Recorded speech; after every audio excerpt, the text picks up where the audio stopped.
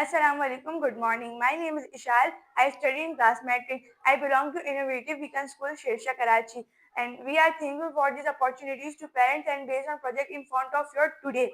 Now I introduce my team members. She's Munazza and she's Arina. And now she will explain my working model step by step. السلام علیکم every one. آج میں آپ کو اپنا model of skeleton دکھانے جا رہی ہوں. Skeleton model of human skeleton ہمارے جسم کو ریپرزینٹ کرتا ہے. اسکیلیٹن ہمارے جسم کا فریم ورک ہے جو ہمارے جسم کو شیپ دیتا ہے اور سپورٹ کرتا ہے. اگر اسکیلیٹن نہ ہو تو ہمارا جسم کھڑا نہیں ہو سکتا. اسکیلیٹن جسم کو پروٹیکشن اور سپورٹ فراہم کرتا ہے.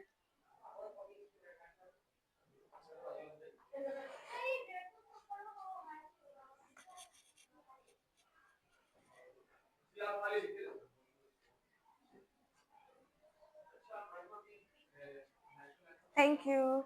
Thank you.